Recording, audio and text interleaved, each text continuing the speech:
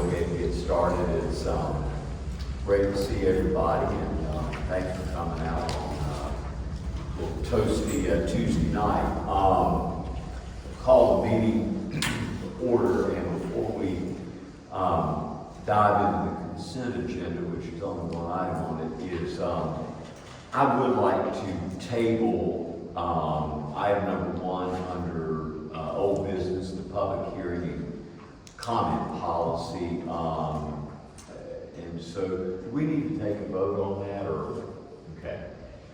So, I'd like to table that discussion and consideration of that.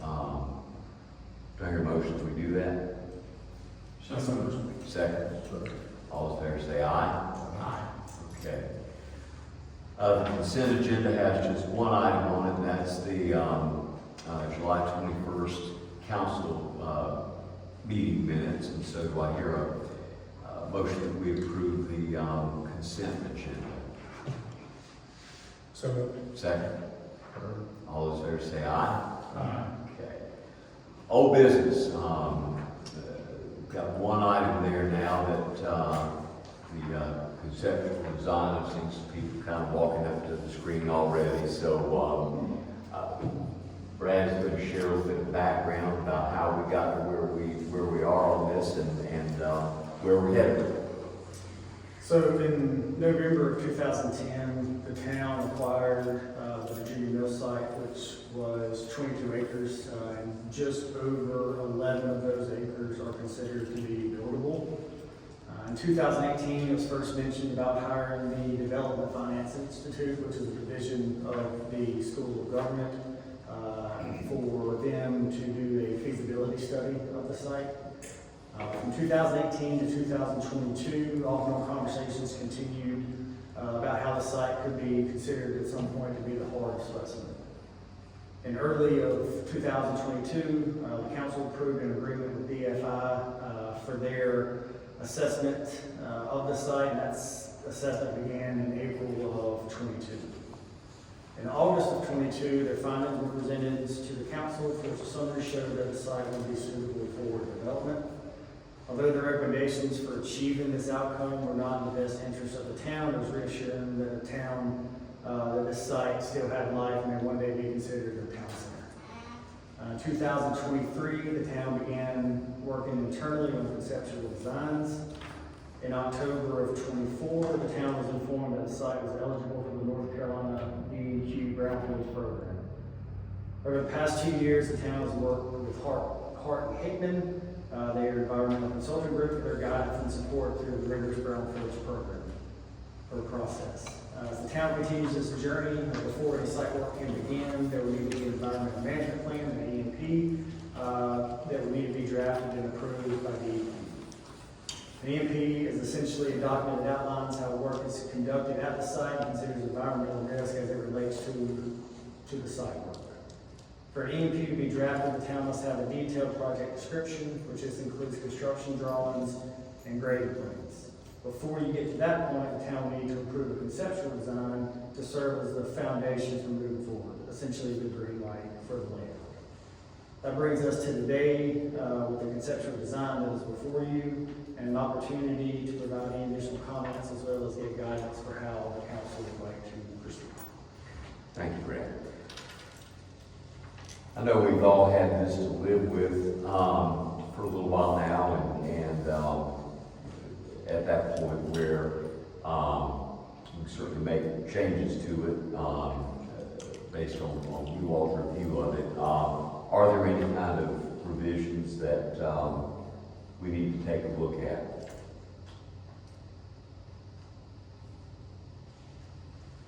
Everybody good with where we are? All right.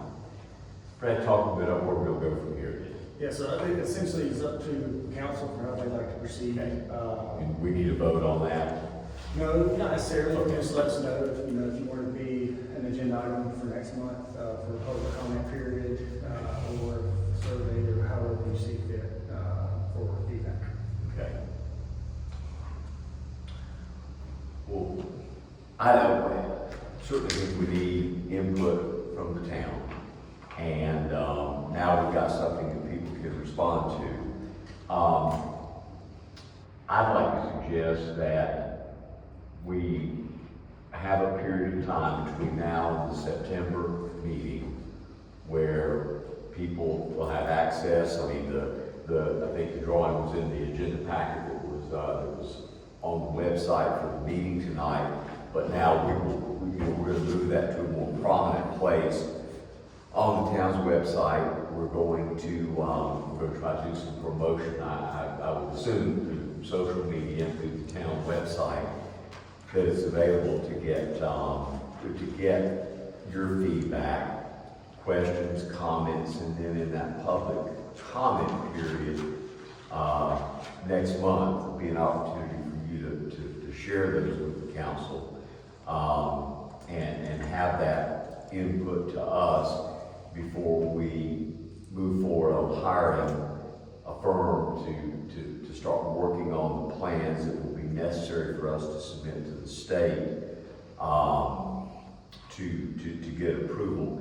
I don't know, maybe all of you have been here long enough to know that up until, was it 1988 or 1989, and maybe for about 10 years before that, it was not an operating textile mill, but before that it was known as Virginia Mills. That's hence the name of Virginia Mills property. And was a textile plant there that operated along the river. Plant burned down in, it was either 1988 or 1989. I think there was one building left on the property at that point. So unlike a lot of old mills like the one in Saxonville, we didn't have a whole lot to work with. But on the other hand, if any of you have ever been in the old mill down in Saxonville, I mean, it's got a lot of character to it. Those floors are beautiful in there, and some of those apartments and in the apartment section and the condos are really nice. But to have sort of a clean slate to start again with a piece of property, we found that as being exciting. So what I would hope that you all would do, I know we've got a lot of people here tonight who are very interested, and you showed that by showing up at the meetings, is to take a look at it. If you've got any thoughts or questions, call Brad, call me. I mean, my phone number is on the town website. If you've got any questions, don't hesitate to call, but I hope that you'll come back to us with that feedback when we meet in September. And because I do think it's an opportunity to have something that we've just never had, like a lot of small towns in North Carolina. I've driven through towns that have half the size of Swepsonville that has a main street. That has some homes, it has some stores, the town hall is there, the police station, if the town's big enough to have a police force. We've never had that here. And I think it's been a vision of this council to have something like that.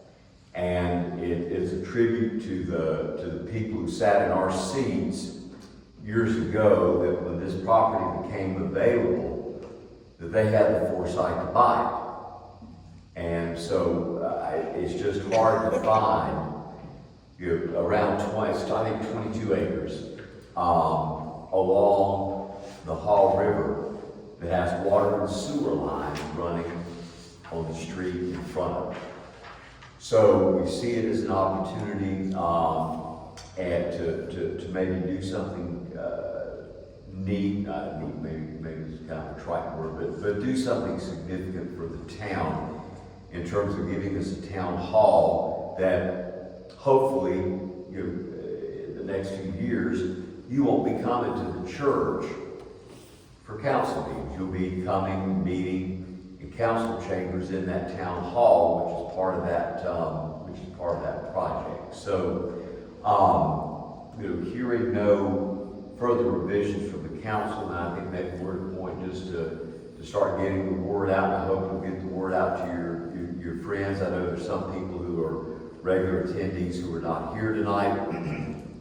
But we do want your input and feedback on the project, and looking forward to having a vibrant discussion next month. Anything that my fellow council members would like to add? Okay. All right. Let's see. New business. Brad, talk a bit about the meeting adjustment. Yes, and next month there is a conflict with some work that's going to be going on here at the church the week that our normal monthly meeting is being held. That being said, the Tuesday before September 8th or the Tuesday after September 22nd are available. It's moved to the 8th. That will be 3 weeks after tonight's meeting, and then that will be 6 weeks before the October meeting.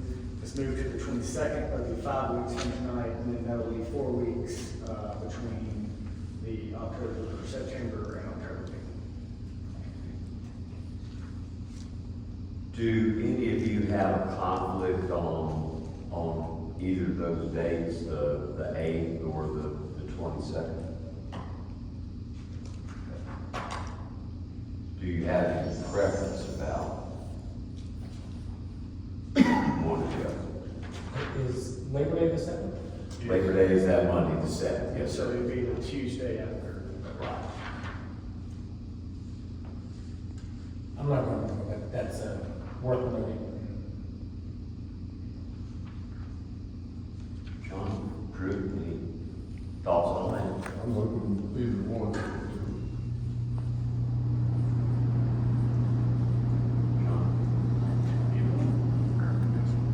Well, I think Lee brings up a point about being the day after Labor Day, and that, you know, may or may not make a difference, but it is, on the heels of that. My only thought about the 22nd would be that would give the community 5 weeks to look at our site plan and be able to come and ask any questions or make any comments about what we put together. So I would probably lean toward the 22nd, but if everybody else wants to do it the 8th, I'm good with that too. I prefer the 22nd, but I kind of need more. All right, unless The 22nd. very good, 22nd deal. Okay. Franz? Mayor, I don't have anything new to report. I've met with Brad on a few items, and I'm sure that he's either covered or will. Okay. Brad? Yeah, so the only thing I have is that, I know it was mentioned a couple times last month and off and on, a couple times in previous months, is the, about water conservation. So what we've done since then is we've gone back to look to see what our ordinance says. The last time we could see that it was updated was 2018, so we've spoken with Franz and his team about exploring or evaluating that, and also seeing, because what we want to do is we want to make sure that we are in line with Graham since they are our supplier. So what we're going to be doing over the next several weeks is taking that ordinance and evaluating it. Okay. Comments from our esteemed residents who are here tonight. Anybody have anything you'd like to bring before the council?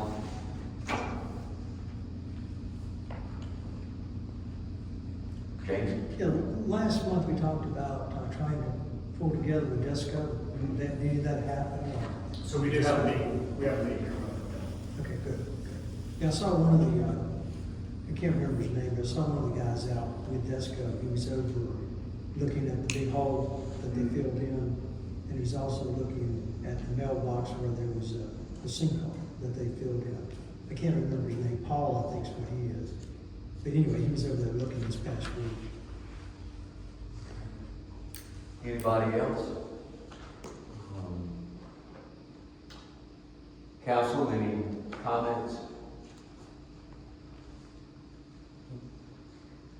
I know we don't have I've got one thing I did want to share with you. You may or may not have heard this, but that the Alamance County Commissioners voted last night 5-0 put a one-year moratorium on locating data centers in our county. And so there was I think the public hearing part of it lasted about 3 hours last night.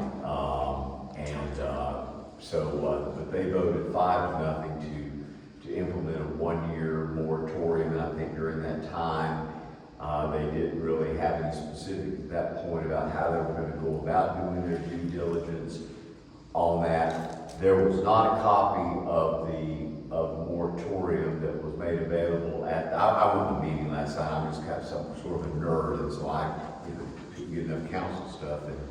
But to my knowledge, there was not a copy of the moratorium that was provided. But I am probably want to confirm this. I'm assuming it is not just incorporated parts of the county. I think it's probably county-wide, including Swepsonville, Burlington, Graham, all the other within the municipalities as well. That was, probably all of you heard, that was a pretty much talked about issue for about the last month, and they did take action on it last night after the public hearing. So, Was that vote spurred by a specific company looking to locate a data center, or is it just being proactive? I think a lot of it was spurred by everything you see on social media these days. Okay. A lot of other And counties. some of it is, you know, well deserved, you know, it's kind of a hotbed across the country right now, our hot discussion.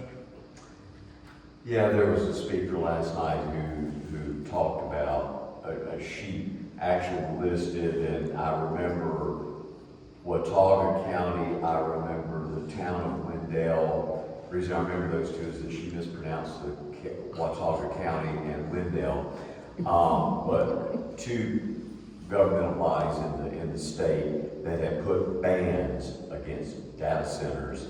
But I think there are 12 or 14 governmental entities, either counties or municipalities in the state, that have put either a ban or a moratorium in place. So it is a pretty hot topic. I don't know, Paul, you're kind of shaking your head. Maybe you know, was there someone looking at the county?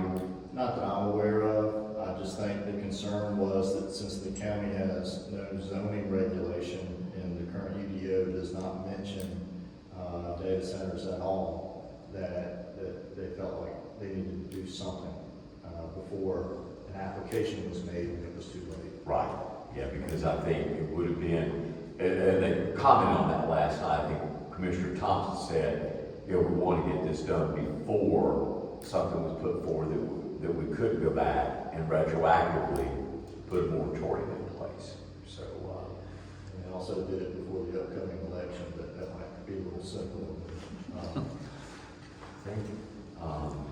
But nonetheless, it is an issue that you can't turn the television on these days without seeing some sort of television commercial, either touting or finding fault with data centers. So it's a pretty controversial topic. Does anybody else have anything they want to bring up tonight? Oh, I was just going to comment on the meeting last night because Colin and I also went.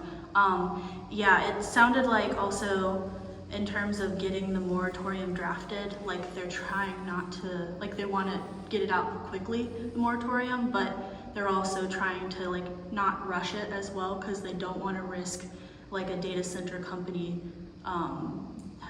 like a lawsuit from a data center to company, sue the county over like the critiquing the moratorium. Yeah. It's a good, excellent point. And there was a lot of movement last night, or a lot of people in that public hearing were asking for a 2-year moratorium. And the way, as I understand it, that the moratorium is written, that 60 days, which I guess would be roughly 10 months into the 12-month moratorium, there'll be a trigger that they can extend the moratorium beyond 1 year if they feel like, for whatever reason, it's appropriate to do that. So. If there's no other business to come before us, yes, ma'am. I was wondering about excuse me, Mayor, when you and I talked last time about the park, and because of where my house is located, I would be more than happy to call the sheriff if there was something going on over there. The problem is the blue tarps. They're going, whatever they're doing is being hidden behind. And I haven't had any notice of anybody over there after 11 o'clock at night. But then there's nothing to stop them. And just the way my house is positioned, and that end of my house is all windows. And the neighbor lady across the way is high enough to see into the ball field, but not through the tarps.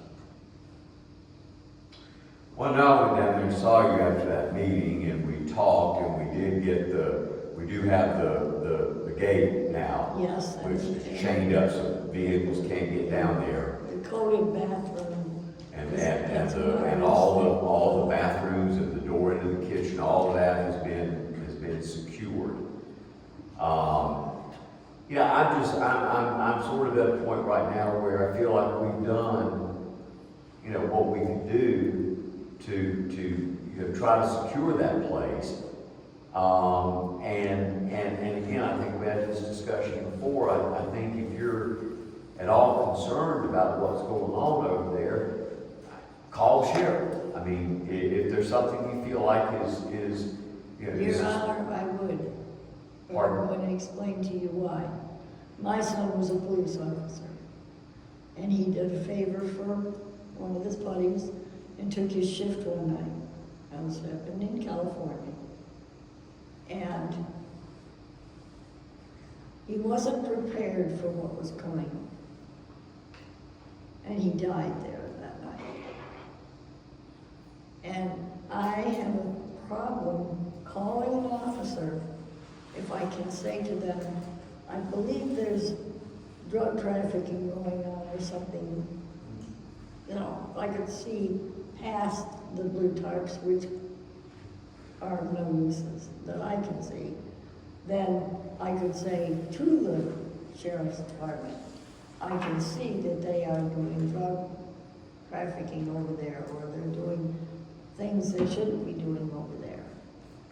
Well, I appreciate your perspective, and we all, have life experiences that color or affect how we look at things.